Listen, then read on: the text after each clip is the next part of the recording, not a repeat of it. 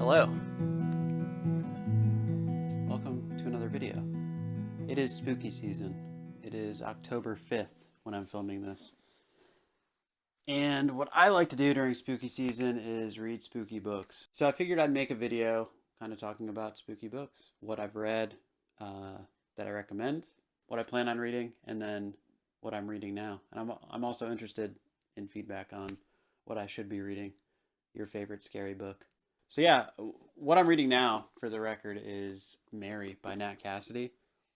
I am probably about 60% through this, and I'm having a blast. This is genuinely spooky, which is rare. I feel like books can't scare me in the sense that like movies jump scare you and you like scream. I'm not going to scream in a book, but what this book does well that other books haven't. I'm trying to think of a book as genuinely. I've gotten grossed out by books, but I haven't been ooh spooked. And this didn't like ooh spook me.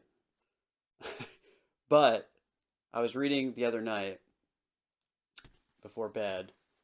Then I turned off my light, put my book down, and then I went to the bathroom. And it was dark in there.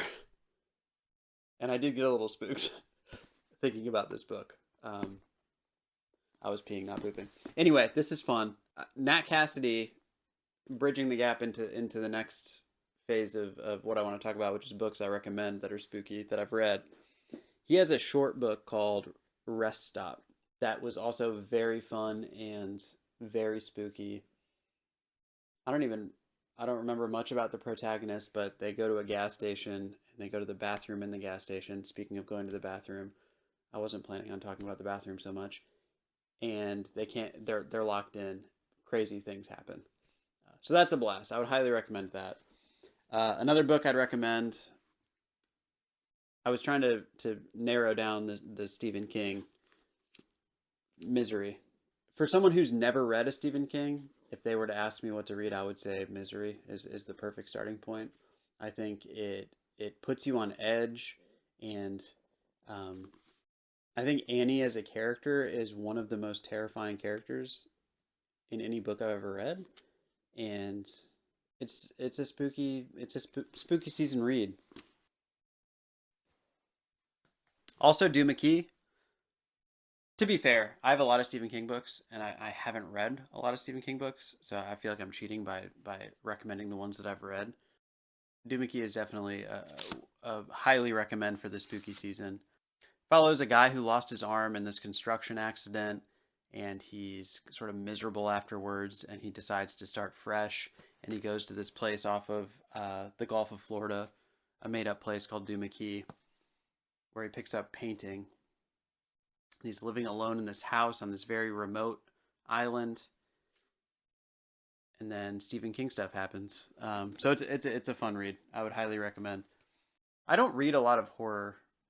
That's why I don't have many more recommendations other than uh, the three that I mentioned. Oh, Katrina Ward. I'd highly recommend The Last House on Needless Street. I read this as part of an online book club earlier this year, or maybe it was last year. A ton of fun. You have no idea where it's going, and it's twisty and turny, and you don't know what to believe, and it's a blast. I think I called her Katrina Ward. It's Catriona Ward, if I did. Regardless, she also has that book Looking Glass Sound. I would recommend this over Looking Glass Sound. Not that that was a bad book, but um, this is pinnacle spooky season vibes. So highly recommend that.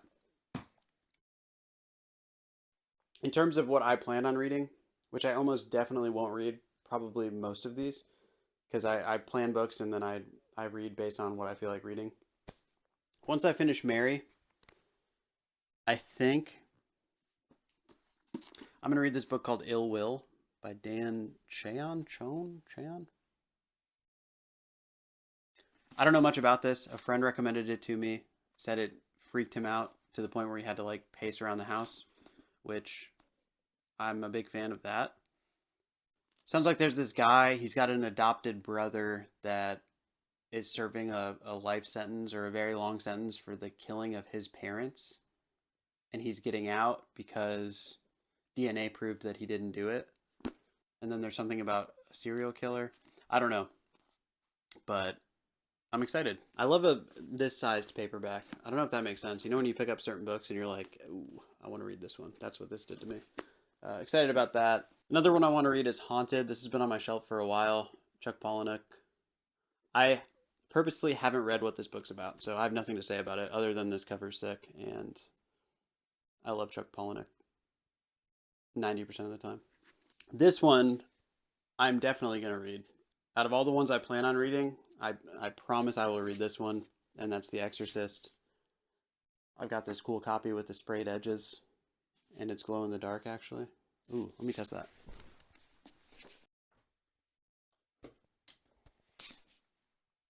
That didn't work. But yeah, The Exorcist. Obviously, this is a classic. I've heard a ton of good stuff about it, and I'm excited to read it. I actually have the paperback version too. And this one's probably the one I'm going to be reading because it's one of those that feel, I love the size of it. And then lastly, I told myself before the end of the year, I want to read another Big King. And I boiled it down to either it or The Stand. And I figured I can read The Stand, I think, at any point in the year, and it would make sense. But I think it would make the most sense to read it during spooky season. It's already October 5th, so spooky season might blend into November if I'm reading all these, but that's what I have planned.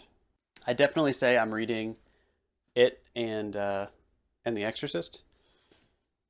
The others are tentative, if you will. Anyway, that's what I got. Happy spooky season. I'm interested to hear what you guys are reading, if you're reading spooky stuff, or if you've read spooky stuff in the past, what you would recommend that I add to my list. That's it. Until next time, cheers.